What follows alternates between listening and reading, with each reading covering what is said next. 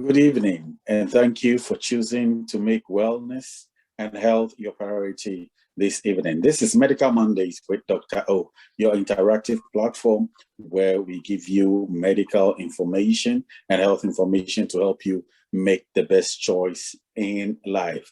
Medical Mondays with Dr. O is not establishing a patient doctor relationship, but rather giving you the relevant medical information from highly qualified practitioners in the field to help you make the best choice health-wise. This evening, we are discussing genetics and fertility with an expert in the field, Dr. Yemi Famuyiwa. Dr. O, Dr. Toyin Okwesami, is a fellow of the American Academy of HIV, a family practitioner, and CEO of the Genetics Medical Center. Welcome, Dr. O. Thank you so much. And welcome, everybody. Honorable Gustav, every week you just thrill me.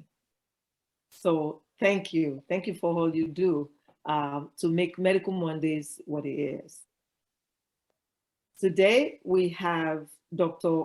Oluyemisi Famuyiwa, who is a fertility specialist. And guess what?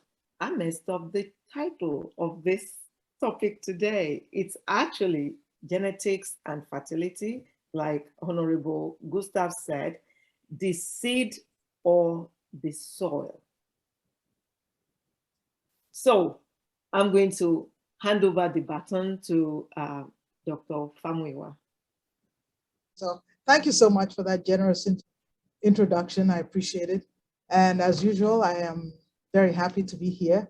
And it's such an honor and a pleasure. And it's fun. I think I've, made a few friends on the panel here. And I look forward to it myself every Monday. So the topic for today is, there's a lot of genetics when it comes to fertility. And I want to start bringing that up.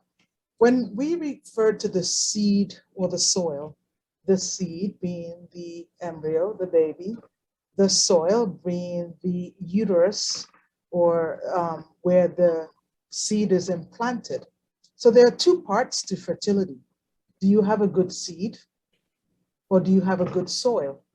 Now, when people miscarry, it could be because the soil, the uterus, has recognized a bad seed and is simply spitting it out, right? So it doesn't necessarily mean that the soil has failed. Or conversely, it could be the soil is bad and is not receptive to a good seed, right? So tonight, I'm going to really deal more with the seed, not so much the soil. I think that will be a topic for another presentation because there's a lot to unpack in that. So let's talk about the seed, the embryo, the baby. The birds and the bees, where do babies come from, right? So most people, I'm gonna show my screen if you guys don't mind me fumbling here. Okay, here we go. So we're going to talk about the genetics of fertility, specifically what makes up the embryo that goes into the soil, right? Most people know, I'm trying to forward this slide. There we go. So most people know that our DNA, what makes us humans versus horses versus crickets, is in the genetic makeup, what's contained in our DNA. That DNA, usually see a double-stranded swirling mass, is contained in the nucleus of our cells. And we all have sets of this DNA in different, what is called, it's packaged differently in what is called the chromosome. The unique thing about human beings is we have 46 sets of chromosomes. We have half from our dad, half from our mother. That's just the way it's written. And this genetic DNA has to split because you can't combine mommy and daddy and combine 46 and get, 92 or something like that. You have to reduce it so that you can now rejoin it to make a new 46. And what we're going to talk about today is how does this come about? What goes into your mom and your dad's gene that results in you? And why are you not the same with your brother or your sister? Why do you have a different eye color, for instance, in a certain family? Of course, your environment does contribute to it, but a lot of it is written in your genetic makeup. So before you make an egg and a sperm, we have to take, they come from what is known as precursor cells. Those are the so-called progenitor cells that continually multiply to make more of themselves. Now, because this progenitor cells also contain 46 chromosomes, and they divide and still produce 46. And I'll explain how that happens. Right before they make a baby, they have to mature into a fully mature egg or a fully mature sperm. The unique thing with the sperm is the progenitor cells in sperm continues to divide so that you can continue to make more sperm. The progenitor cells for an egg, they stop dividing after a while. So then whatever you have at that point, when the gate closes, that's it. You don't make any more progenitor cells, okay? And those progenitor cells now mature and they unpack to become the fully mature egg. They divide, okay? The process of reducing the DNA content from 46 down to 23 is called meiosis. And when you now reduce it down to 23, you can combine it with sperm that is also 23, fertilize the eggs.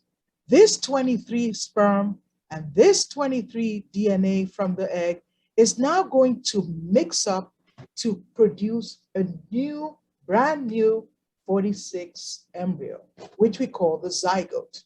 And that is what now starts to grow rapidly to form the embryo, the baby, okay? So let me reduce this a little bit so I can see better. Shows, okay, I'm just trying to take the viewer thing off my screen so I can control this better, but I can't do it. All right. So how do you break this 46 original progenitor cell down to 23, right? That process is called meiosis. And a unique thing happens when you do that. The first is each pair. So let's say this is chromosome 1, right? And we know we have, 23 chromosomes doubled over to make 46. This original chromosome may have come from mommy. This original one may have come from daddy. This is the progenitor cells. What happens is this chromosome duplicates itself so that it now has two arms. So you see the two arms joined by this ball. It's necessary to produce two arms, and I'll show you why in a second. These two arms exchange genetic material. It's like there's something in the DNA that cuts the DNA, say here, and cuts it here, and moves this over here, and then cuts something over here and moves it over here. Think of it as before you make the egg, God is shuffling the cards. You know when you play poker, you have to shuffle the cards. You don't just deal out the cards. You got to shuffle it up a little bit. Now, because we have 2 of each chromosomes and two sets and 23 chromosomes, if you think about the possible combination that you could shuffle the egg or the sperm into, that's over 8 million possible combinations, right? So no two eggs and no two sperm can never be alike. It's just not possible because they have to mix it up. Now, when they mix it up, now there's a process that splits and divides this round ball in the middle, divides it up in the middle, and then separates it. So now we are now reduced to separate chromatids, each one bearing only 23 as opposed to 46. So the take-home message is we have to shuffle the DNA, and then we have to reduce the DNA number. Now I'm going to show you a little movie of this in action.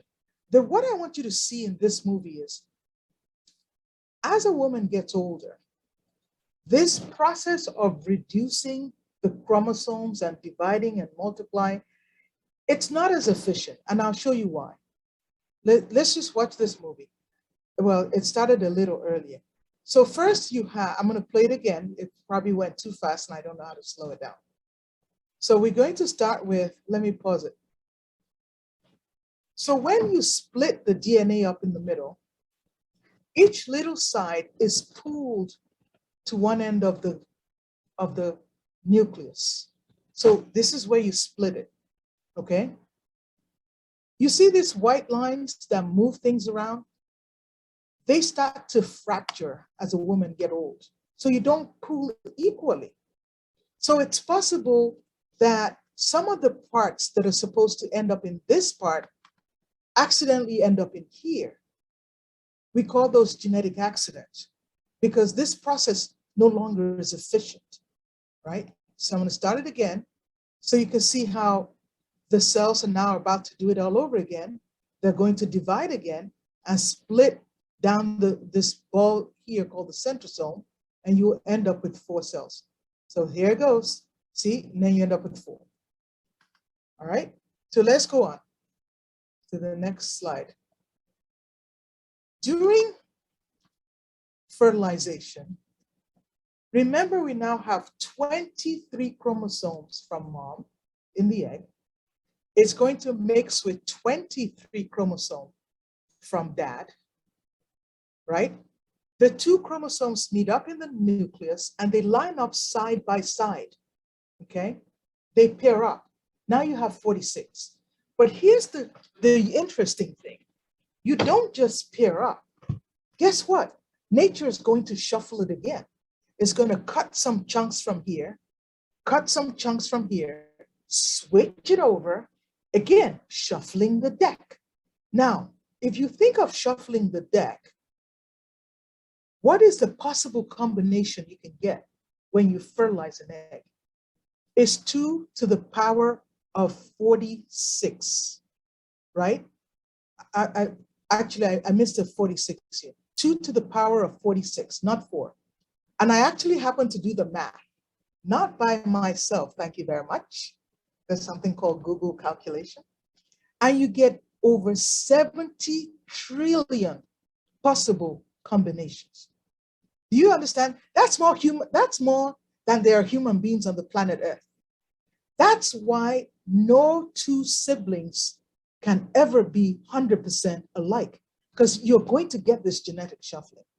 Now, when you get this genetic shuffling, there are obviously things that cut out the chunks, switch them over, and sews it back up.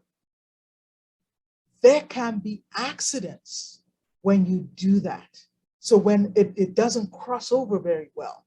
So the accident some of them can now become inheritable, and some of them can prevent the proper, you get a defective embryo that may not be compatible with life. Okay, so let me explain this in diagram picture. So now remember we had reduced that 23 to little strands. We tore the strands apart, right? So we duplicated each strand, and then we tore them apart, and then we sent 1 strand from the sperm and 1 strand from the egg, right, to meet up to make 46. There are 46 sets of this now. In order to shuffle the DNA, to shake it up, each strand gets duplicated by itself. So you get this little tongue-like, fork-like thing. And guess what?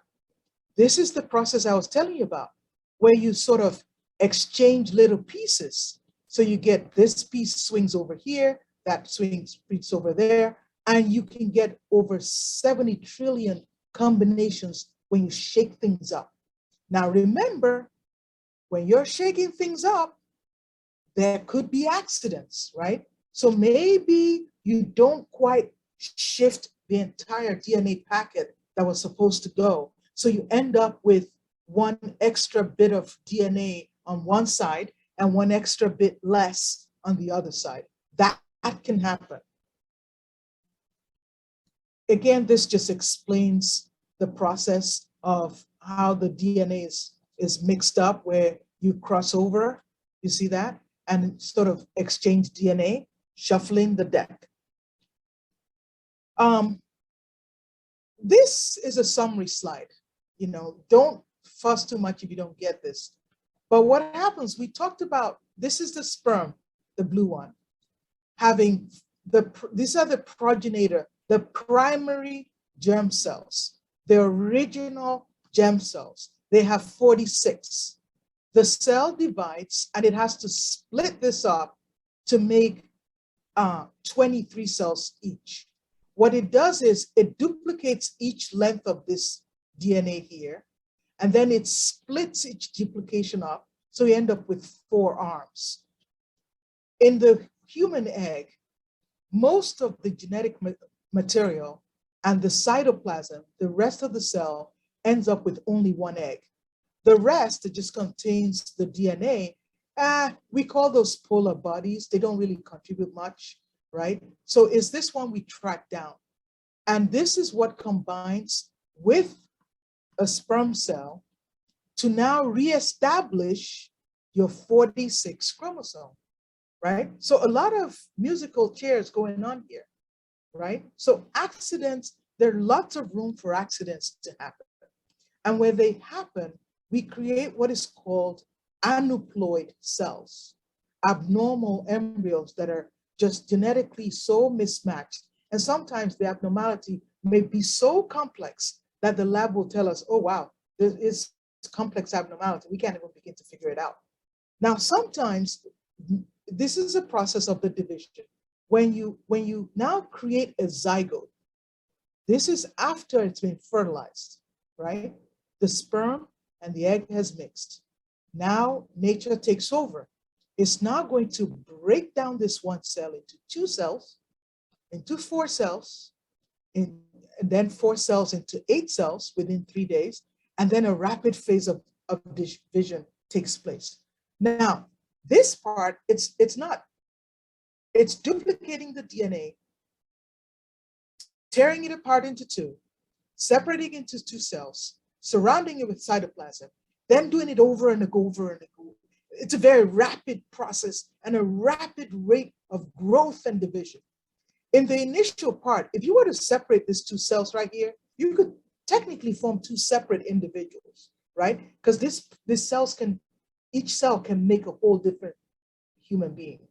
But you get to the point where the cells now starts to take on specializations, where each cell no longer just makes one embryo. It starts to now define the cell that's going to make the skin. It's going to be differentiating out into cells that's going to make, it's going to become, it's going to tell you what it's going to be. Now I'm going to give you a video to show you that process of division. Okay, look at it over here. So you can see how you have 2 cells, then 4 cells, and then 8 cells, just that rapid division. And then it starts to differentiate into specific embryo.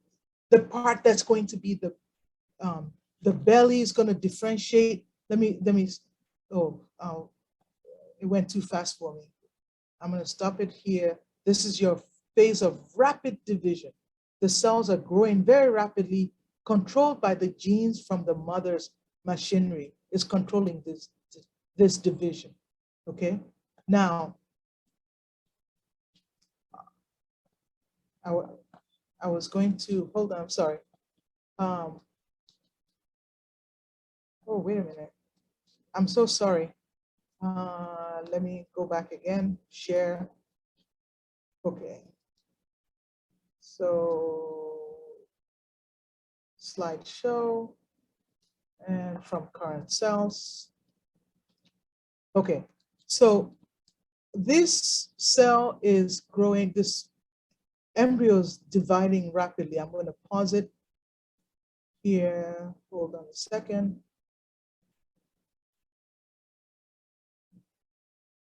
Okay. Okay. Oh, I can't pause it. The embryo starts to divide rapidly, and the embryo starts to take on specialization. So now you start to form cells on the outer part of the embryo. See the embryo on this side forms a hole in the middle. That's called the blastocyst. This cell, this embryo, now forms what is called the blastocyst. You see the little ridge? I'm afraid of this disturbing the movie here. The cells around here will become the baby. The cells on the outside will form the placenta.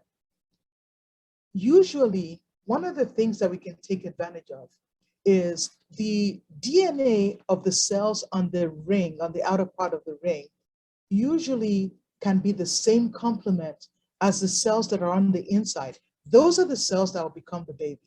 Sometimes those are abnormal and they're different from the one on the outside. We call that a mosaic.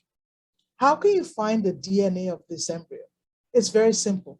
You can biopsy the cells on the outside without really harming the cells that will form the baby, right? And then you can test if these cells are normal or not. Those are called using pre-implantation genetic testing to figure out which embryo is normal or not.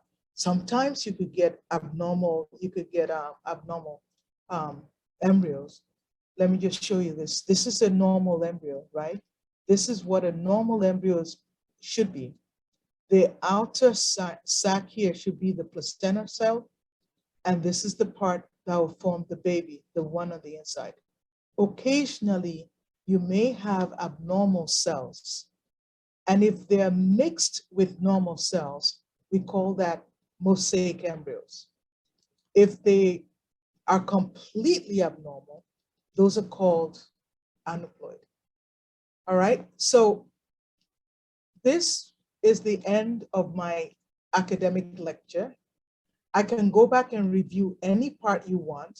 Take home is that the DNA comes from mommy and daddy, and they have to be thoroughly shuffled to create a brand new individual, and there can be mistakes done in the process of shuffling that. I'm going to stop sharing there.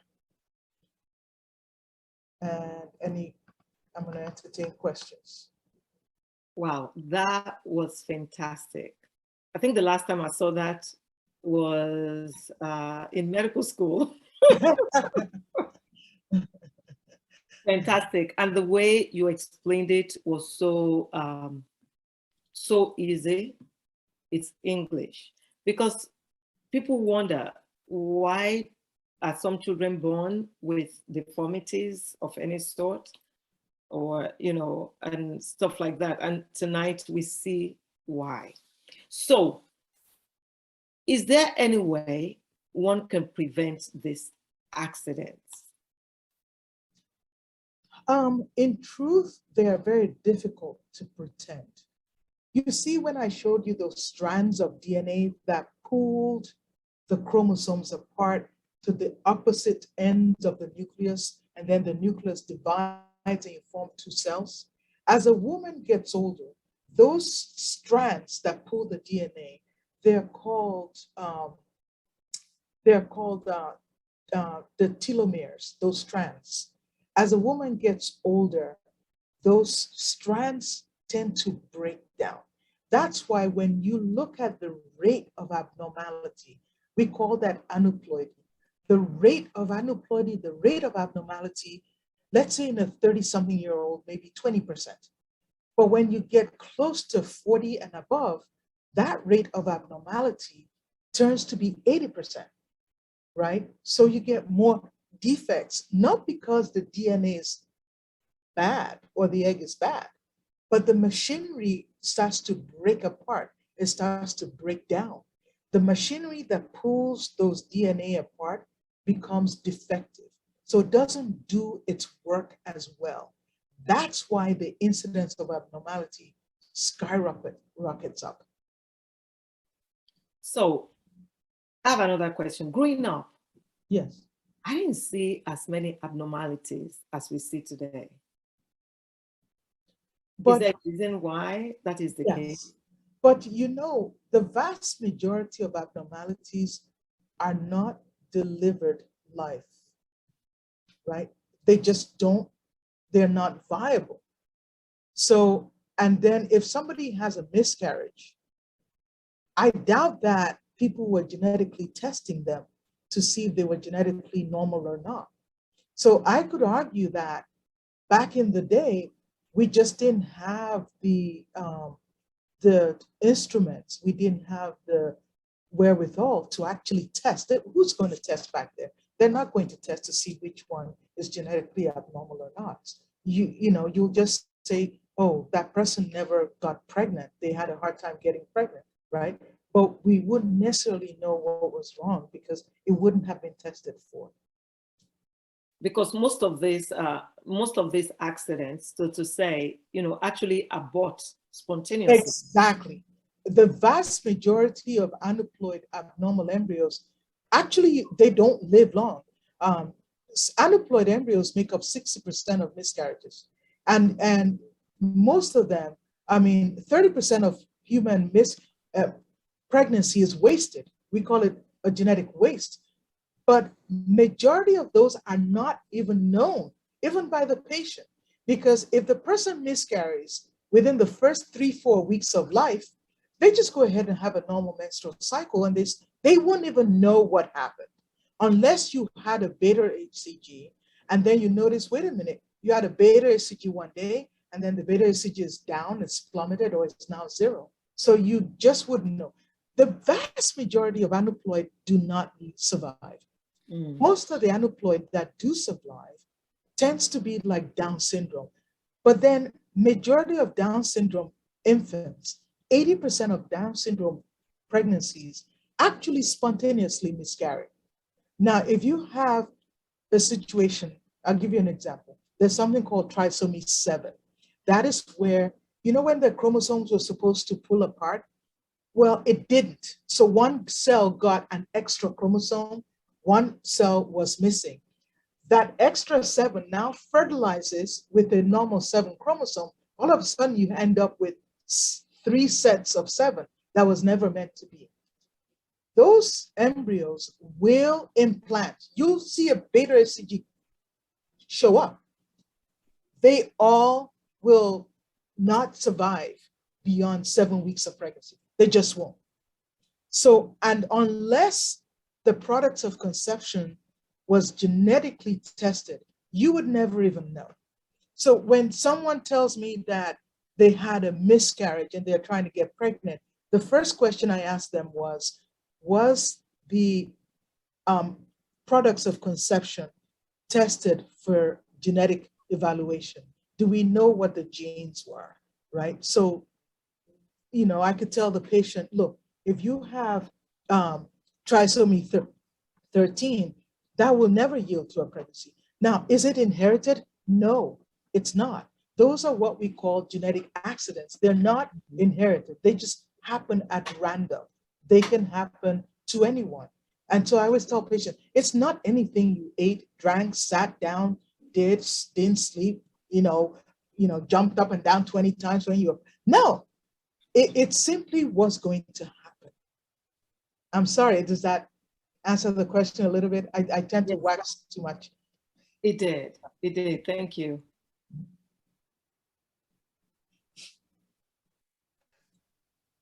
Thank you so much. That's a question that I wonder. But first, there's the hand up. So yeah, Dr. Jabi, yes. Hello. Thank you, Dr. Famuyiwa, for your presentation. I know that you're talking more primarily on genetics, but how about those nutritional deficiencies that do affect the outcomes of pregnancy? Could you explain some of those? So did you see that movie I showed you of the rate at which that those embryos were growing? You see how rapidly you have such growth? When you have such rapid cell division within the confines of the uterus, it's happening within the environment of whatever the mother is consuming, of whatever she's exposing herself to, right?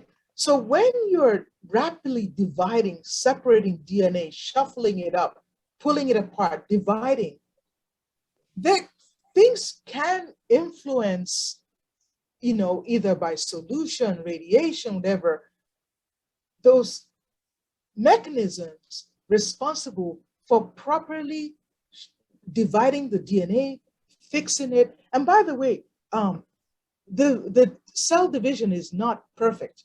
So there are fail-safe mechanisms to fix DNA damages, to fix the fragments, to add telomere lengths, we call it, to the DNA, so that otherwise, we'll all be dead within, you'd rapidly age and die in a few years, right? So there are mechanisms set in place to help edit and correct.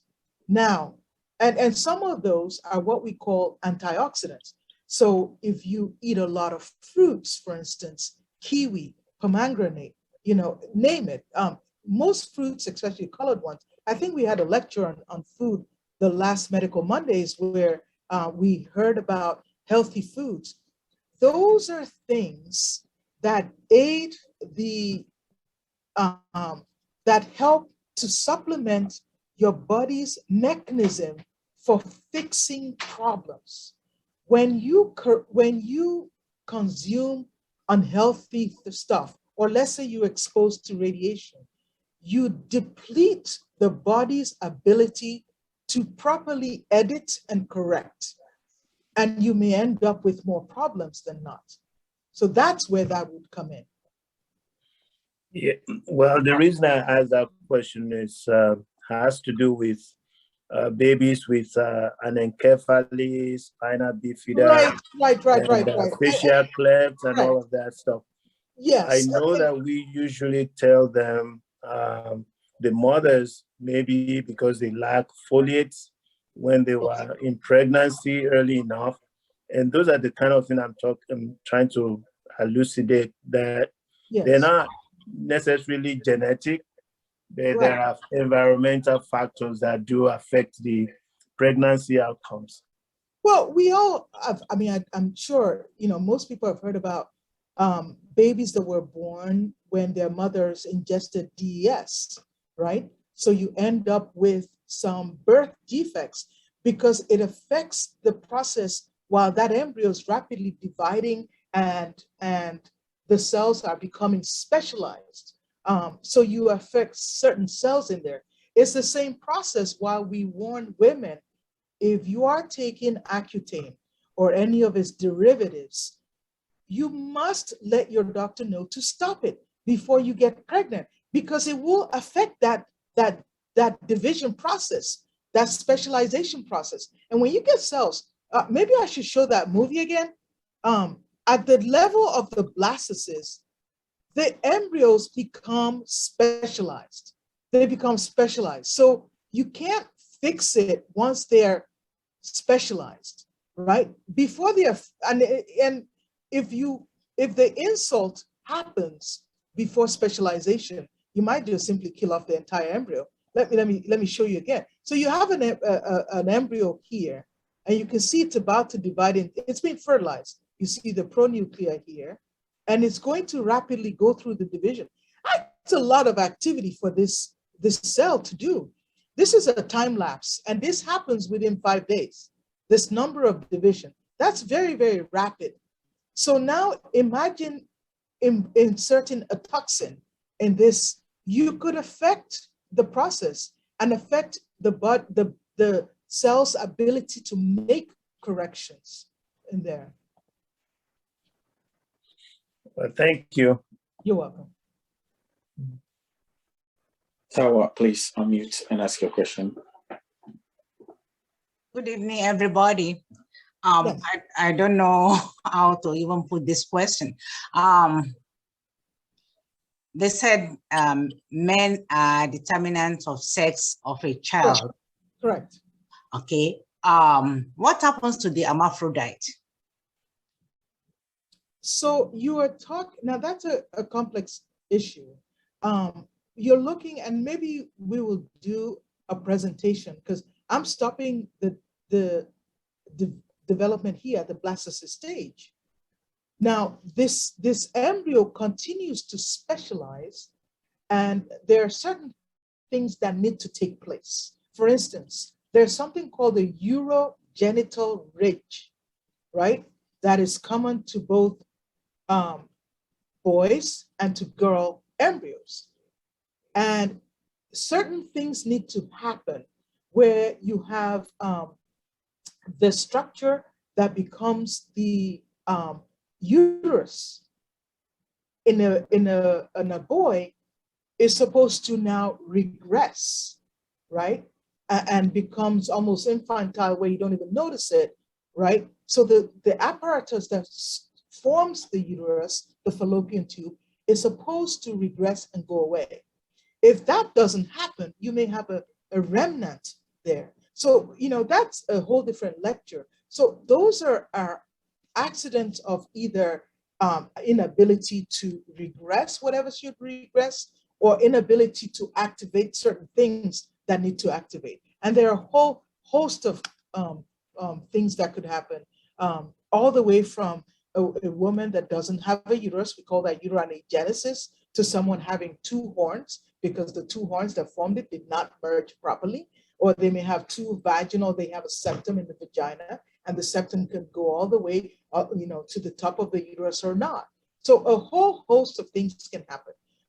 For instance, if you have someone who the testicular tissue is in the inguinal canal, for instance, you may hear your doctor say, well, that person needs to have surgery to have it removed, because they have a tendency to form certain cancers. So that, you're talking about development of the embryo, and maybe we'll do that next time, but a whole host of things have to happen before you properly form either male organs or female organs. And sometimes when you expose a baby in utero, say to steroids, or I'll give you another common example. There's a genetic disorder where they have, it's called 21 hydroxylase deficiency, where they don't inherit the gene to properly process steroid hormones in the adrenal glands. So the adrenal backs up and makes excess androgens, right? You can correct it in utero, but if you don't correct it, a female born will come out with a phallus, right? And it looks like a proper phallus, because certain things that the androgens that were not supposed to be present at the time of development of the genitals was there and resulted in the phallus being happened. So sometimes those infants are actually raised as boys, and the remnant testicular tissue is removed to prevent cancer. So when you have what we call ambiguous genitalia at birth, I know everybody's standing around the delivery table. Oh my gosh, is it a boy? Is it a girl? What is it? The best answer at that point is not to give an answer until that child has been thoroughly evaluated to determine what is going on before you now assign a sex. Thank you very much. I just wanted to, interject a little bit here. When Dr. Famuyiwa was talking about, the testicle in the inguinal area. When you have a child that is a boy and the pediatrician is trying to feel the testicles to make sure that they're both there, they use the word descended. Correct. To make sure that they are in the scrotum. That's what she's talking about. If it is not there, if the testicle did not descend into the scrotum, the pediatrician now raises a concern and, you know, asks that the child be sent to neurologists, that they should, you know, remove that testicle that did not descend, because in the future, it will become cancer.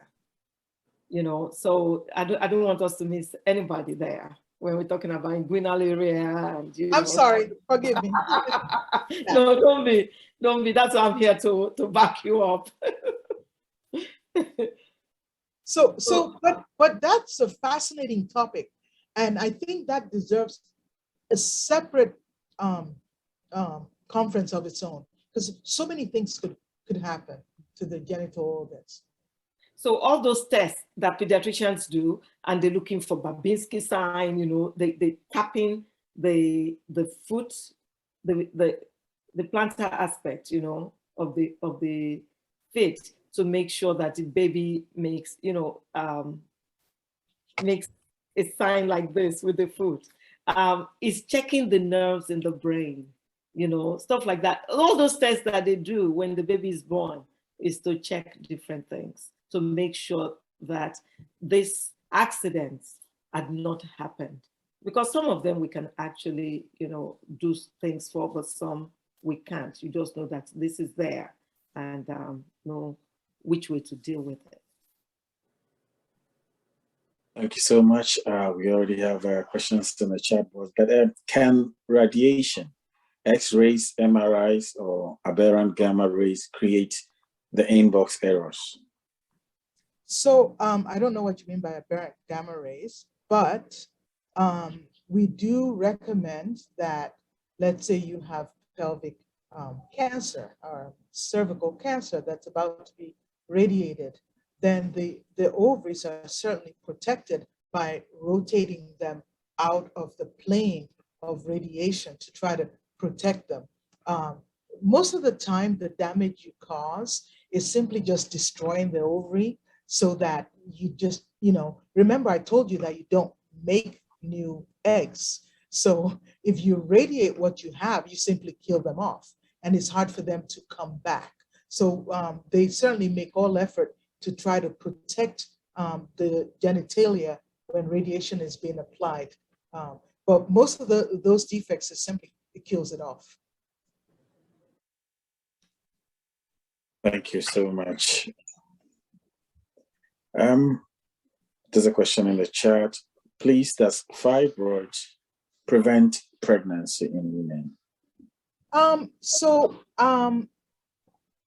That's a very, you know, I know we had a previous presentation on fibroids. I'm sure you guys can go to Dr. O's YouTube channel and pull that up. We dealt with that in detail in that presentation. Fibroids are a complex issue. It depends on where it's located in the uterus and how big it is. So it's that the answer is neither yes or no, because it all depends on the location, and the size of the fibroid. Thank you so much. What tests can you get before pregnancy to help you find out about genetic conditions that may affect your baby? Okay, so now remember, if you don't, I will go back again. We discussed accidents that happen as a process during the process of normal division that now creates a mutation, right? By putting in wrong DNA. Think of your Lego block. You didn't, you know, you misplaced the block, or you put too many blocks in one strand. Those are not they're not genetically inherited. Those are accidents in the process of division. Now, when you are talking about tests you can do before you get pregnant, what they're simply looking for is to see if you are a carrier of a particular disease, say sickle cell, cystic fibrosis, Tay-Sachs. That's different. That is caused by a mutation in a specific location on the chromosome that transmits so that you now produce an abnormal protein. And because you have two sets of chromosomes, remember we talked about mommy and daddy? Let me show you this set again. Let me show you here. If you have a mutation, let's go over here, show you this slide over here. If you have a mutation, say, in the middle of this strand, remember, you inherit two sets of chromosomes, one from your mom, one from your dad, right? And if that mutation is called recessive, that means it's not going to do anything because, think of it as if you have a V6 engine, right? Except engines probably don't work that way. You have three sets on one side, right? I guess the engine doesn't, because I guess if one cell doesn't work, the engine is knocked out. But in human beings, as long as you inherit one that's normal, you won't express the disease. However, if daddy is a carrier for, say, Tay-Sachs, and you now mix it with DNA from mom, who also is a carrier for Tay-Sachs, when you mix them up, you have a 25% chance of having a normal child, 25% chance of having a fully affected child, and a 50% chance of having a carrier. That's why they recommend that you do the testing before you have, in fact, the American Congress of OBGYN recommends, I don't have a diagram showing the pathway explaining how you inherit that. Maybe I should have. But you don't want to end up with a fully blown affected child for something, say, like Tay-Sachs. Why? We know Tay-Sachs is universally fatal, right? So you want to avoid that. And I just gave you an example before we started about congenital adrenal hyperplasia that causes androgenization or too much male hormone in a female fetus, right? And once that effect has been done, you cannot reverse it, right? So you can treat the baby in the uterus nowadays to even prevent that baby coming out affected. So you can still deliver a normal child, but you need to know about it before it happens so it can be properly treated. And if it cannot be treated, you may choose to say, well, I don't want to have an embryo that's going to die, right? I choose not to. That's why they recommend that really anyone trying to get pregnant, with all the technology we have in today's age, it should not come as a blind surprise when a child is born in the delivery room, affected with any number of the inherited diseases that we know about. We know about these things. It shouldn't hit us like a blind spot. We should see it coming like a rushing oncoming train in a tunnel, right? That's why they advise you to get tested. I just want to bring it home closer to us. Sickle cell. That's right. The question in the chat that says, what tests can be done before pregnancy? Sickle cell is a good one. Before people get married, it's a very simple blood test to know if the partners are carriers.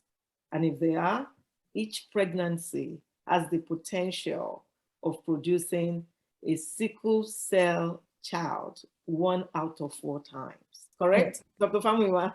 Correct, absolutely, absolutely. And the funny part about it, in the olden days, you get pregnant, they they quickly screen you for sickle cell. Nowadays, you can use your saliva and screen over 300 inheritable conditions. Now, they may look like esoteric tests until you get 2 people positive. I test almost all my patients get tested. In other words, I offer the test. They have the right to decline, and people do decline. I'm not going to choke it down their throat, but I offer. And I can't tell you how many number of times it comes back positive, and I'm surprised. I guess, in Nigeria, we say that it's not written on your forehead. You can't look at the forehead and go, do I see the genetic code for, you can't tell. And, people say, well, we don't have that in my family. My great-grandfather, my grandmother raised me in the village and nobody had that in our family. That's because it's recessive. It's recessive. It does not manifest until it's partnered with an equally recessive partner. Then you have a full-blown effect. Then you have the tragedy of dealing with something like that could potentially be fatal. And it's, I remember to this day, a gentleman came to my, he and his wife came in, and he told me that he doesn't remember what his baby sister had, but all he remembers is that when she was born, she had a genetic problem, and he watched his parents suffer for 3 years back and forth until his sister died at age 3. And he was, he was young, and he had to witness this, and it broke him. It broke him. So he said, I don't want to go through that. I saw what it did to my mother. I don't want to go through that.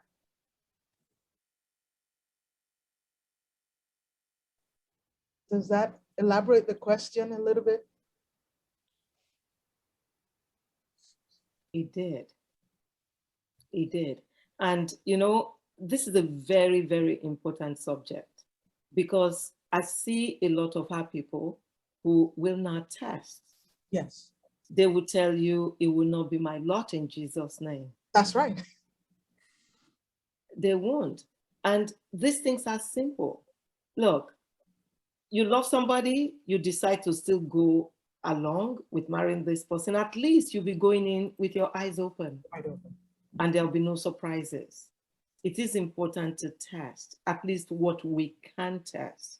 Those accidents still happen, regardless of what you do, diet and all. Dr. Jagwe is right, when he pointed out diet, and that's why we give prenatal vitamins, for instance, and a lot of folic acid when women are pregnant. But, accidents can still happen, but they tend to, help to not let them be as common. But it is important to test. And this goes beyond even genetics. If you are done with childbearing, you still have children. You have children, you have grandchildren. And so this subject is very, very important. Dr. William Craig has a question. Can you ask your question, please, sir?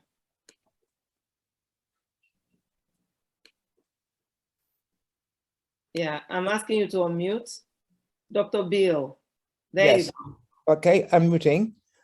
Which question is, well, there's one about the prenatal vitamins. We have so many variations in the marketplace right now. Is there a prenatal that you prefer and or recommend? Yes, absolutely. Absolutely. To women? Yes, what? I like the Theralogics brand.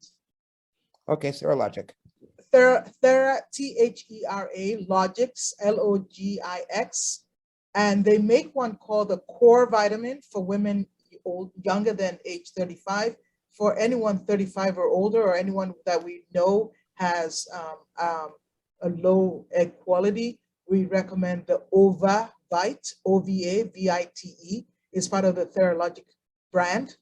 You might want to have it prescribed to you. You can get it, but you'll pay more for it without a prescription. And the OvaVite adds the CoQ10 to increase the amount of antioxidants.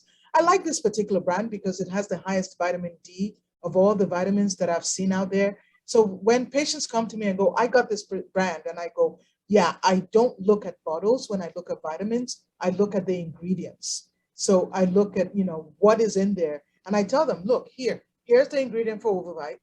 Here's the ingredient for core vitamin. Put it side by side. You do the math. You see for yourself. A lot of them do not have adequate vitamin D. And especially the over-the-counter ones certainly don't have enough folic acid. They can't go past 800 micrograms because they have to go through FDA clearance. And it's a lot cheaper just to put on a fancy bottle and sell it. Why should they bother? FDA is going to ask them to do all these kind of tests. Those cost money.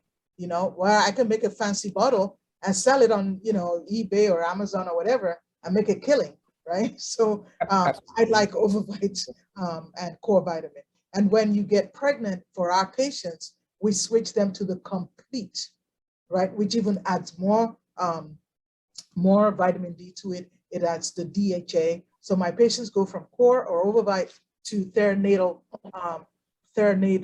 complete. So the brand is Theralogics. They make Theranatal, Natal, core vitamin, or Theranatal, Overvite, Ovavite.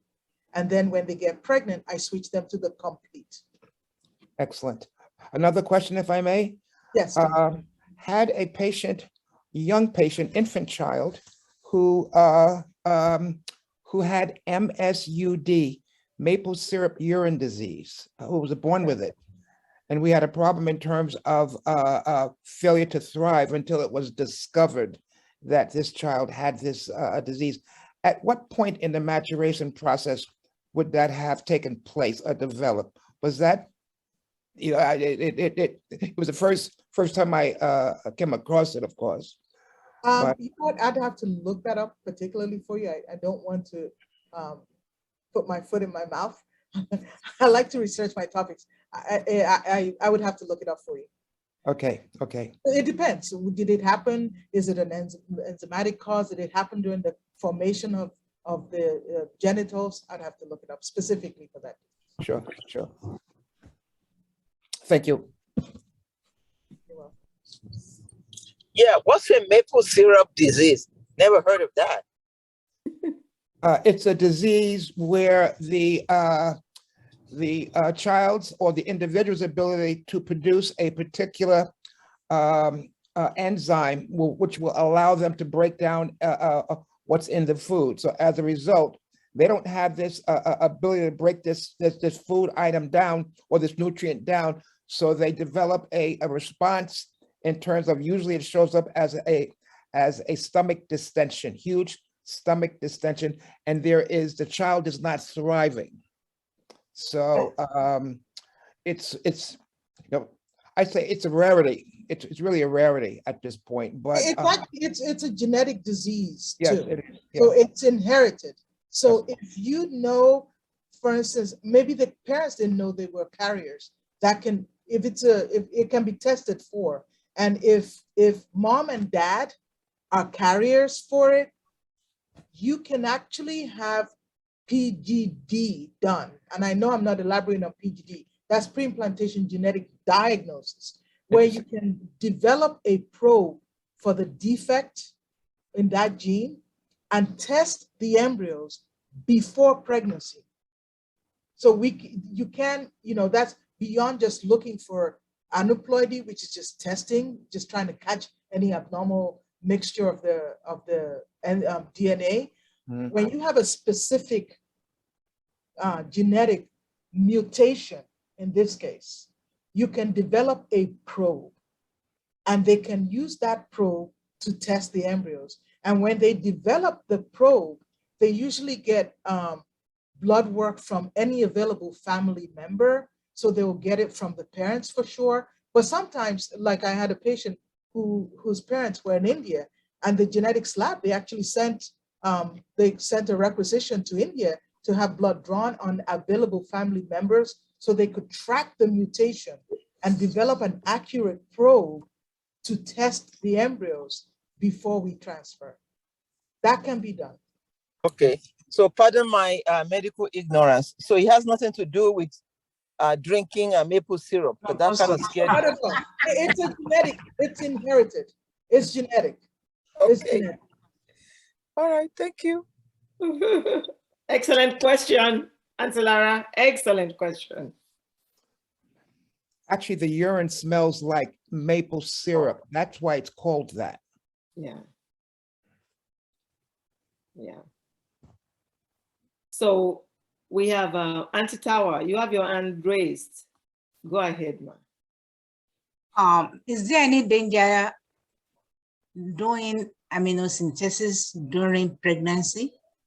Well, you know, the funny part is we've gone beyond amniocentesis, right? So amniocentesis is now, you know, if you ever watched Flintstone, you ever Flintstone, the movie that we used to watch when we were kids? That's like almost in the Stone Age nowadays, right? Because now they have what is called non-invasive prenatal screening, NIPS. So why is that? You know, the baby as it grows and forms a placenta, that placenta is intimately interwoven with the uterus, so that there are actually spaces where mom's blood and baby's blood do mix, actually. And there are certain cells. It's like, you know, when you shed your skin, we all do. You shed skin cells. You may not know it. You shed your skin. You know what I mean? You may notice you shed more of your hair, but you shed. Everything in your body sheds. Your buccal orifice sheds. Everything sheds, right? So the baby sheds cells into mom's blood. So guess what? They can now test mom's blood, separate out baby cells from mom's cells, and run specific cells on the baby cells. So we can actually get some of these answers prior to you need amniocentesis. That's one. Amniocentesis, you get where you have a big amnion, you know, so you have to wait till you're like, you know, at the earliest, maybe 16, 18 weeks of pregnancy, sometimes 20 if you don't have a lot. So that's almost too late to be making a diagnosis. You can test the embryo itself before it goes in. You can test it before the mom even knows she's pregnant, because she's going to shed cells. And there's now a company called Cradle Genomics, shout out to Cradle Genomics, where they can actually even, they put like a cup, a menstrual cup in the vagina. And guess what? The growing embryo sheds cells that comes through the uterus, down through the cervix, into the vagina, and they're now perfecting ways of isolating the baby cells from this. You know, this is even before you know you're clinically present. So there's a lot can be done before you get there. And then, you know, you can, and if that fails, you do what is called choreo, a CVS biopsy, where you biopsy part of the placenta before you even get to where you need the amniocentesis, choreo sampling, right? CVS. So those can be done around, say, 12 weeks of pregnancy. But usually with technology nowadays, you can actually do I mean, most people, when you go for a prenatal testing now, around 8 weeks, 9 weeks, when most people discover they're pregnant, they order these tests for you way ahead of time. And you can get a lot from this. So you have option to test before you get pregnant, right? Pre-implantation genetic testing, or if you know you have a mutation, you can do a diagnosis, or you can test when the embryo is still growing, and so on and so forth. So there's a lot that can be done nowadays. So Sister Lola would like to know if you don't mind mentioning the name of the prenatal vitamins again, please. Can I'll cut and paste it into the chat. Thank you. They're natal for. And Dr. Jagbe, thank you for that link to maple serum urine disease.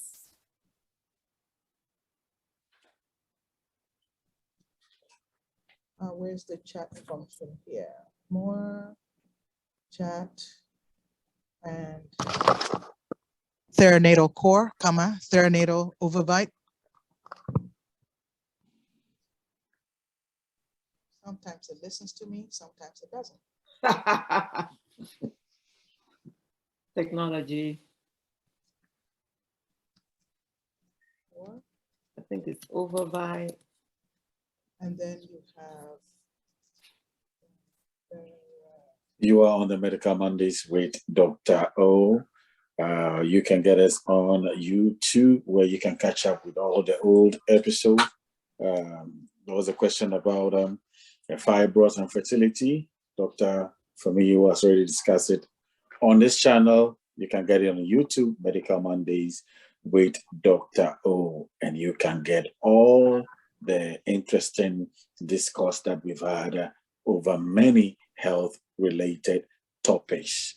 Remember to hit the like button and subscribe so that whenever we go live, you can join in the conversation and get to know more about things you need to do for you to have a better life in line with our mantra, strong health, strong future.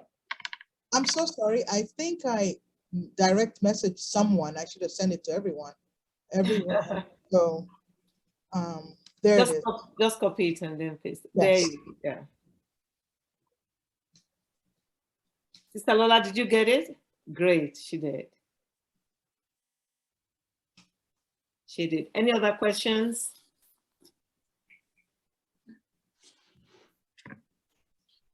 Thank you very much.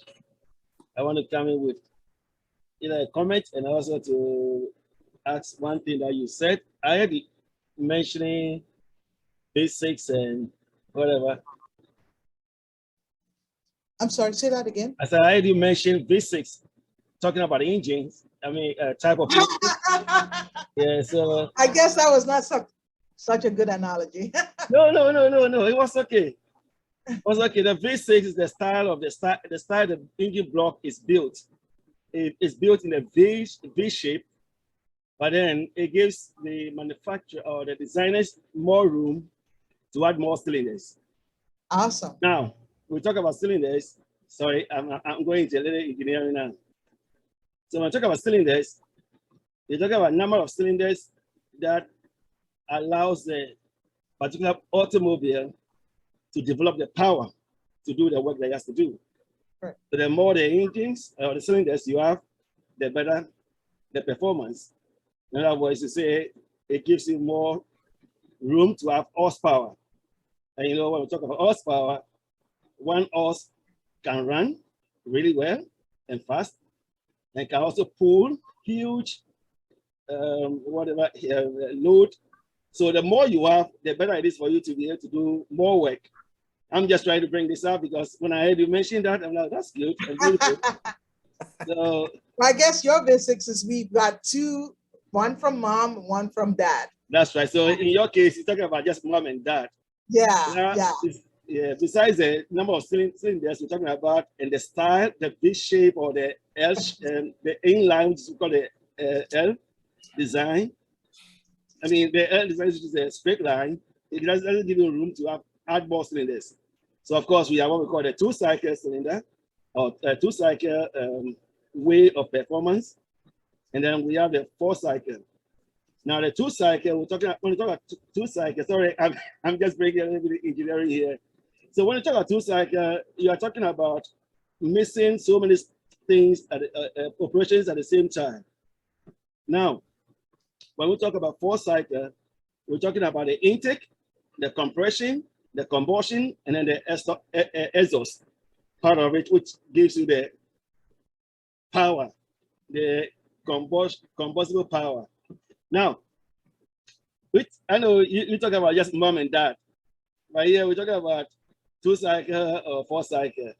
I don't want to go. Yeah, I know. Like I said, it was probably not an appropriate analogy, but now we know more about cars. But I think it's good because the more cylinders we have, the better the refinery and the more the power. to do the work that you want to do.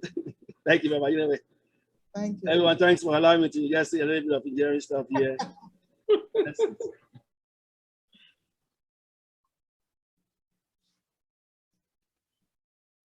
Thank you. Thank you, AJ, for your comment. Your comment are welcome. You can drop them in the chat box, or you can raise your hand electronically, and then we will call you to ask Dr. Famuyiwa all the questions you have.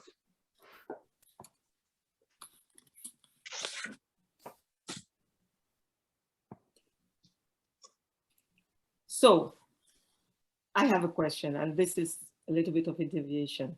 Say somebody now ends up with a child with disability, because we say they have disabilities because of these accidents that occur, and they can't handle it. So what resources would somebody like that have, at least in the US? I don't know about Nigeria. Somebody with what? They have a child that has disability. Correct. What resources would they have if they feel that they cannot handle taking care of such a child? That's a good question. I mean, I do know that there's, you'd have to go through your social workers, but there are arrangements for such kids to help them. And most social workers can help you. Usually at birth, the pediatricians and the hospital will reach out to help. So there is ample support for those infants. Thank you.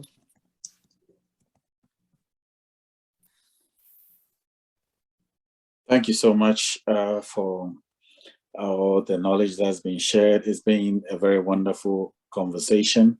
And that leads us to our Medical Monday moment. Whew. Medical Monday moment. Well, I just want to thank God that we're here. It's Thanksgiving week. Yes. And we still have people who are still eager for knowledge to participate. A lot of people travel. They're traveling right now, to different places to enjoy family, like Dr. Sandhu. But here we are. God has still kept us alive and healthy, despite COVID. Since 2020, can you believe it? They said the numbers are surging again. Australia is closing down. I think we're masking up again in Maryland, somebody told me, since I don't hear the news that much anymore.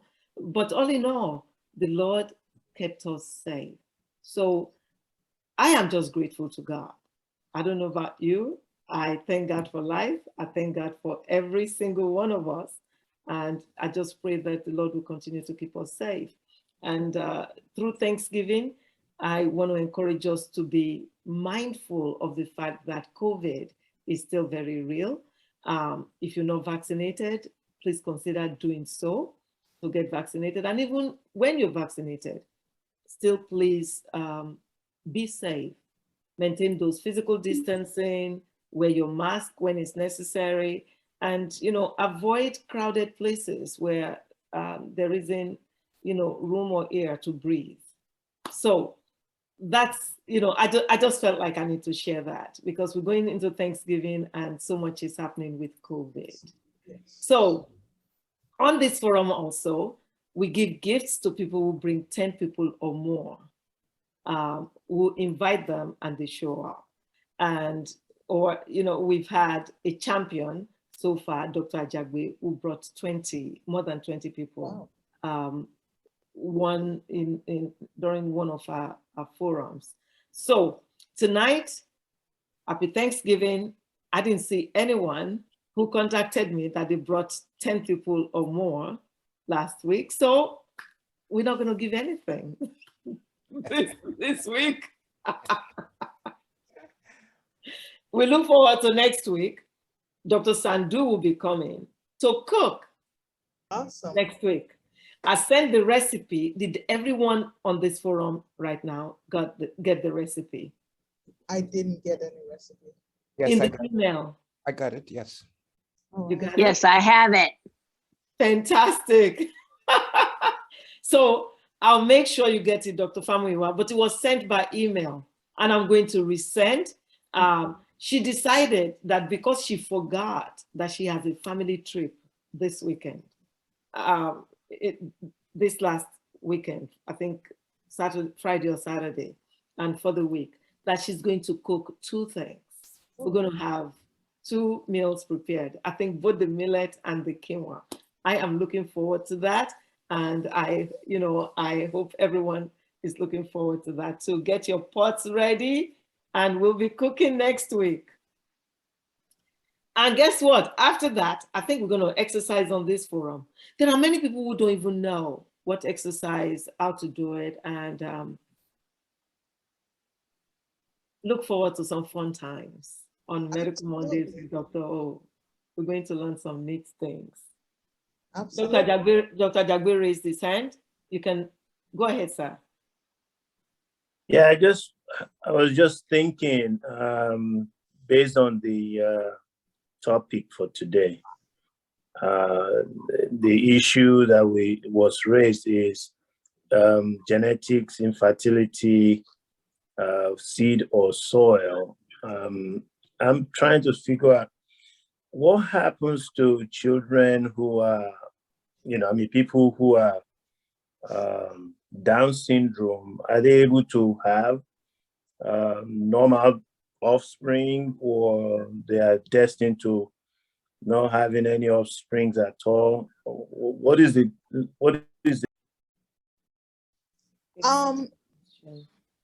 Because they have trisomy 21, right?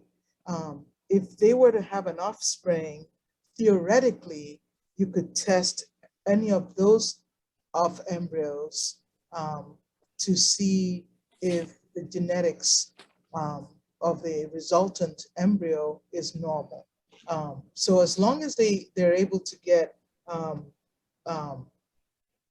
just 2 pairs of chromosome 21, they should be okay. But if they don't, then there are ways now where you can test it.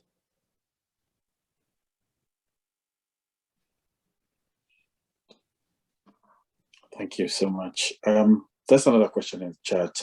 How does thalassemia affect an individual?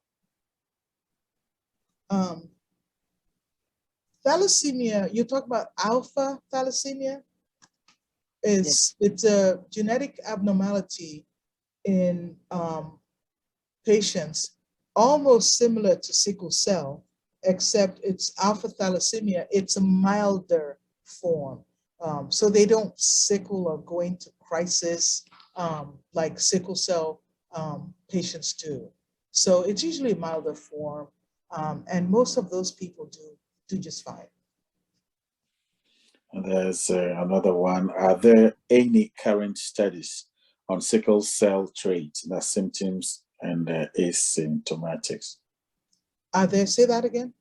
Are there any current studies on sickle cell traits? There are a ton.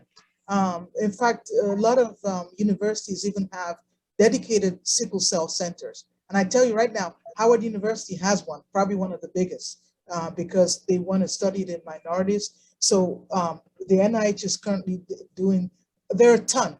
All you have to do is Google it or go to the government website to see where a current one, or even Google sickle cell centers. And I know for sure that Howard University has one. Thank you so much. Before we go, Dr. Famuyiwa, your final words on the topic. So for me, this is a topic that's intellectually stimulating for me. It's fascinating for me. So I guess it's a selfish topic for me because I like it. I like it. I did know how well people receive it, but this is what I love. I love doing it. I love delving into it. To me, it's like a puzzle, a riddle, and this is what I solve all day. And it's fascinating and fulfilling for me. And if I can share that knowledge with my patients and help them have healthy babies, all the better. But this is just I love the science behind medicine. I didn't even go into as much depth as I normally would if I'm teaching residents. I do teach OBGYN residents and medical students. And in those cases, I go even deeper into the molecular aspects because it's intellectually stimulating for me. It's, you never seen people who fumble with a Rubik's Cube and they can't stop? This is my Rubik's Cube. I love it. It's interesting. Thank you so much. And thank you all for joining. It has been a stimulating conversation and an eye-opener for me personally. The topic that has been treated, many things we take for granted, but there is a science behind that, and things don't just happen for happening's sake. So it's been a very good discussion. You've been listening to Dr.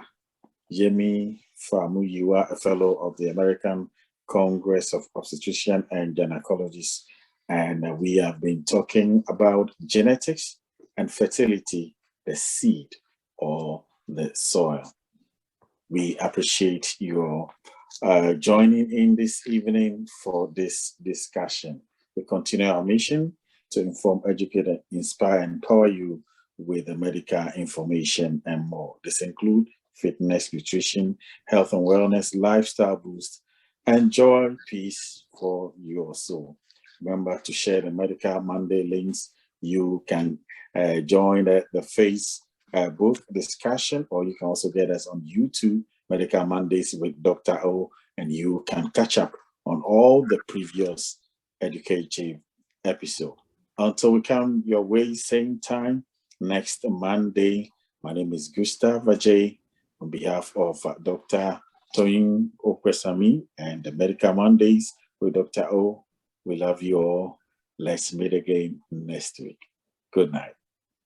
Good night. Good Thank night. you. Good night. Thank you so Good night. much. Good night, sir. Thank you. Good night. Dr. Famuyiwa, that was fabulous. Thank you. Oh my gosh. This is how things get solved, unraveled. You know how many children you've been utilized by God to bring into this world to be healthy, when things could have happened in a... I honestly, this is fascinating topic for me